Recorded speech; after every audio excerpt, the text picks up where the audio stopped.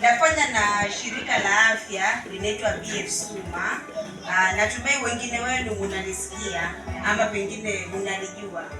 Ningependa kualika Jumatatu ya kesho kutakuwa na Men Health Talk kuzungumzia afya wanaume.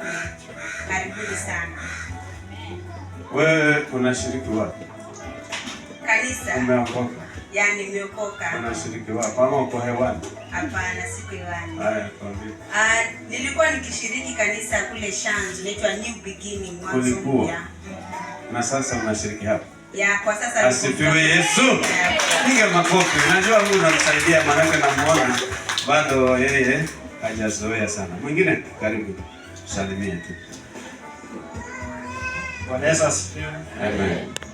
Mimi naitwa Samuel Warodi. Sikuwa naenda kanisa. Tulianza kwenda kanisa. Bwana Yesu asifiwe. Amen. Kwa hivyo leo ndio umeanza? Ndio. Karibu kwa jina la Yesu. Hapa tunaitwa New Temple. Jerusalem. Mtu hapa. Utaona fire. Bwana Yesu asifiwe. Amen. Sin salamu tu.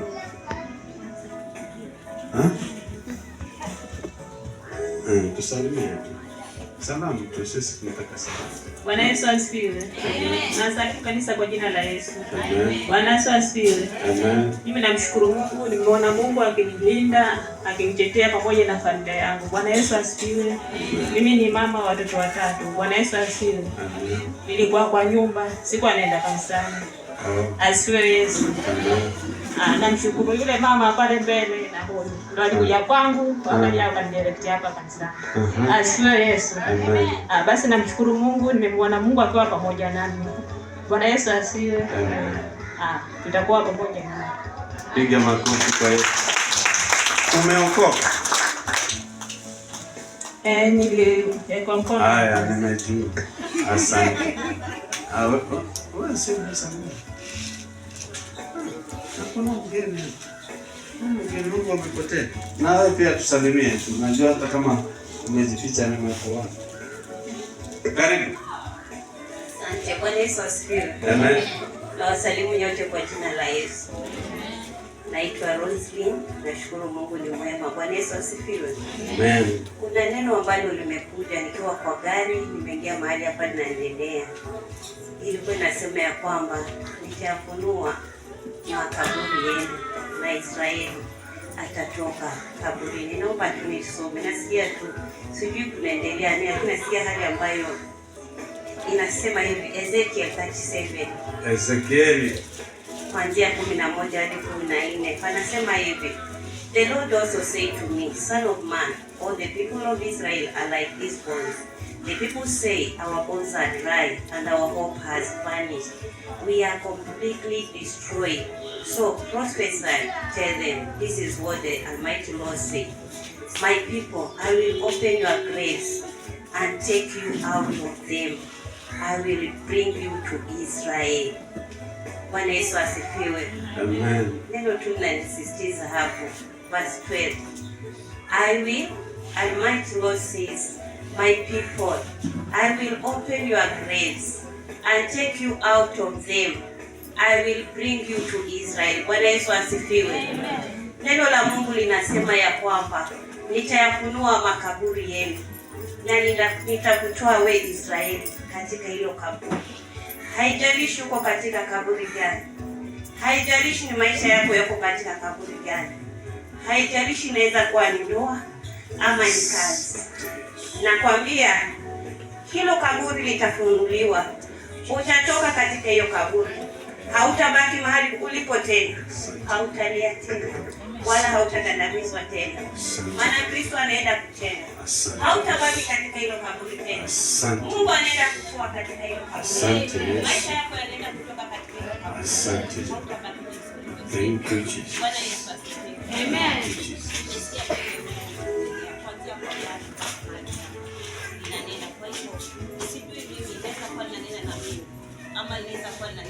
Linanena na nyumba ya Mungu na watoto wake. Mungu anaenda kutenda jambo, inaweza kuwa ni kwa maisha yako ama ni kwa ajili yake. Mungu anaenda kutenda jambo. Na wakati Mungu anaenda kutenda jambo, halitabaki mpaka jinsi lilivyo. Mungu anaenda kuliongeza mara 7. Haijalishi. Unaweza jiuliza pesa zitakuwa wapi.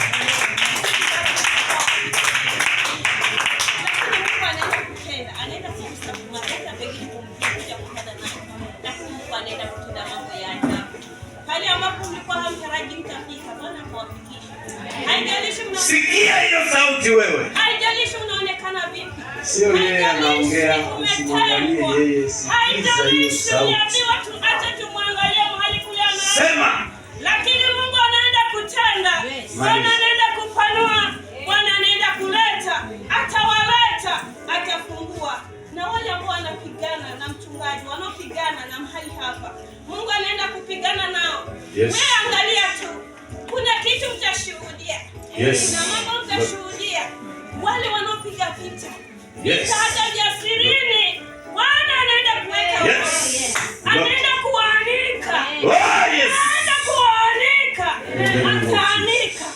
Nakwambia na kama uko mahali hapa, umekuja kupeleleza wewe. Asante. Chunga sana maana utaanikwa. Asante.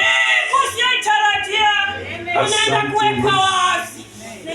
Asante Yesu. Baba nasema asante. Asante Jehova. Asante Yesu. Piga makofi kwa Yesu. Ndivyo anenavyo Roho. Nikikwambia Roho anaongea, Amen. uelewi. Yes. Ananena kwa sauti yake namna hiyo. Uliyajua hayo? Kuna wapelelezi uliyajua, lakini watafanya nini? Wataanikwa. Bwana Yesu asifiwe. Amen. Alikuwa amekufunika katika makaburi yako, anaenda kufungua na utatoka. Amen. Mambo yako yatakuwa sawa. Chunguza kuanzia leo. Amen. Utaona maajabu yakifanyika kwa nyumba yako. Utaona maajabu yakifanyika kazini kwako. Utaona maajabu yakifanyika kwa watoto wako. Utaona miujiza ikifanyika katika maisha yako. Amenena mwenyewe. Usimwangalie yule. Sikia hiyo sauti. Anaweza kushuka hata kwa mtoto kama mimi.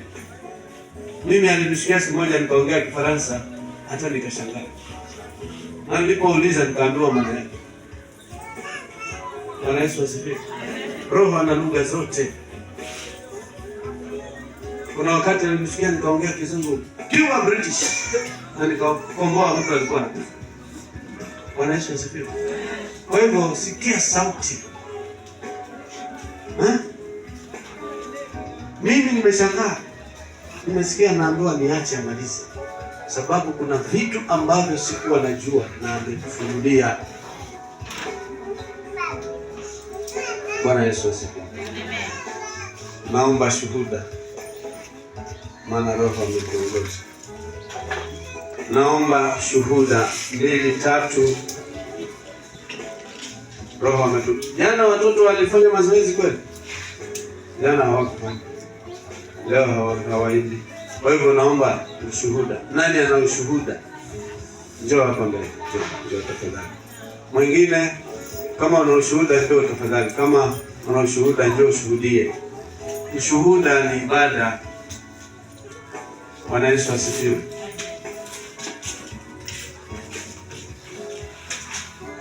Karibu. Bwana Yesu asifiwe. Amen. Asifiwe tena. Amen. Namshukuru Mungu kwa asubuhi ya leo, ameniwezesha nimeamka nikiwa mzima na afya. Mbele yenu ni mama na ni mke na niko na watoto 5. Namshukuru Mungu asubuhi ya leo. Ushuhuda wangu ni 2.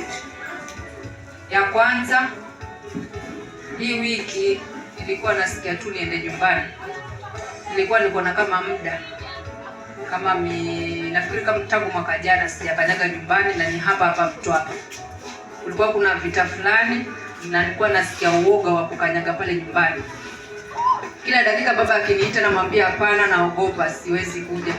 Lakini juzi Jumanne nikamwambia ninakuja. Na nikaenda mpaka nyumbani na nikaelezewa mazuri ambayo yalikuwa natamani moyo wangu yakuwe.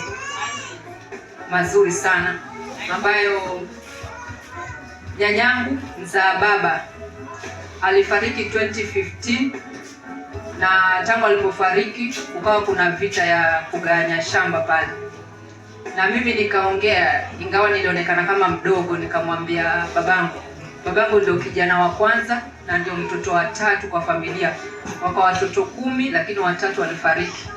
Nikamwambia kwa nini msitoe hii kesi ya shamba ya aibu kwa koti, mkae kama familia muongee na mtatue. Akasema haiwezekani kwa sababu kuna wengine wako na fedha na ndio maana wamepeleka kotini. Lakini ambacho nimefurahikia hiyo Jumanne nilipoenda kutoka 2015, hiyo Jumanne ya juzi ya hii wiki, baba akaniambia kuna mazuri, waliketi chini kama ndugu wakaongea na kuna matokeo mazuri.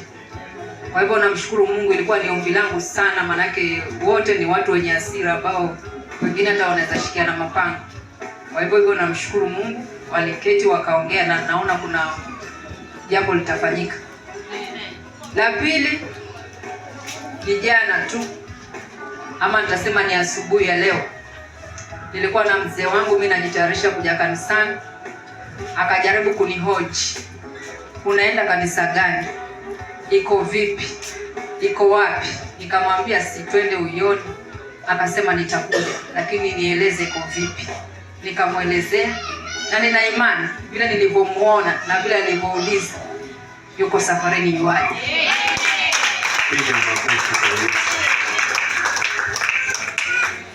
Anakuja. Amina. Niliongea na huyu mama pale jana, nikamwambia usimsumbue, utamuita atakuja. Bwana Yesu asifiwe. Ujue sijafanya hayo maombi na huko amefikiwa, asikupite akaja mbele. Bwana Yesu asifiwe. Amen. Ukitaka kubadilisha mtu, badilika wewe uwe kama yeye, ndio utoke naye. Bwana Yesu asifiwe. Mimi naweza zungumza na mwendawazimu na tukaelewana, ukashangaa, na nikambadilisha akarudi vizuri. Bwana Yesu asifiwe. Nitakupa kisa kilifanyika hapa. Tulikuwa na mwenzangu anakuja hapa, yule anakuja kuomba Mangala na mwingine, tulikuwa watatu. Tukitembea hapa pale ile supermarket ya Msomali. Tulipofika tulikuwa tunaenda hivi pamoja, akaja mtu mwazimu mbele yetu, akasumbua wale watu wa mbele kuwapokonya vitu. Alipopita wale ni sisi, sijui tulipangwa vipi, mpaka mmoja akawa mbele, mimi nikawa katikati, mwingine akawa nyuma. Tukajipata tu tumepangana hivi. Huyo wa kwanza akasumbuliwa, kashikwa kabisa, akapokonywa shilingi 20. Nilipofika zamu yangu, aliinua mikono akasema, mtu wa Mungu pita.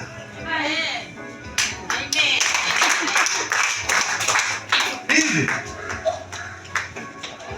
nilipopita, huyo wa nyuma alikipata. Bwana Yesu asifiwe. Kwa hivyo uchunge sana. Haya maroho yana macho. Mbona mimi na sikutarajia hata kwamba halijui, lakini akainua mikono mwenyewe akasema, mtu wa Mungu pita. Na nikapita tu hivi nikijinais pole pole, sikufanya fujo. Nilipovuka tu hivi, ngala kama unaona ni hongo, njoo polisi. Alishikwa matayo huyu mpaka karibu kwangu. Nikamwambia, namna gani wewe? Akaachiliwa. Kwa hivyo mama, usijali, vile hekima uliyoipata Mungu naomba akuongezee ili uwe vizuri, na usimfuate, atakuuliza tena yeye mwenyewe, ulisema ile kanisa iko wapi? Bwana Yesu asifiwe. Ushuhuda wa tatu sijasahau. Hii wiki wakati nilikuwa nimekosa na bwanangu, nikafukuzwa kwa nyumba, nikakaa karibu miezi 3 nje. Nilitafuta familia wanisaidie, na kati ya mmoja wao wakati huo alikuwa, sijui nitasema kama alikuwa hata kunisaidia mavipi, lakini alikuwa simu zangu hashiki, na akishika natoa sababu nyingi sana. cha maajabu hii wiki. Yeye ndo amenipigia na kunitafuta. Bwana Yesu asifiwe. Akasemaje? Alikuwa yuanalika birthday ya mtoto. Na mlikuwa hamuongei kabisa? Kabisa. Ulikuwa umemwambia una kitu unataka kwake? Kuna pesa nilikuwa namuomba nisaidie. Nenda akakupatie. Nenda akakupatie. Bwana Yesu asifiwe. Vitu vya rohoni ni tofauti sana, na jinsi vinavyofanyika ni muujiza kwa mwanadamu. Bwana Yesu asifiwe. Mungu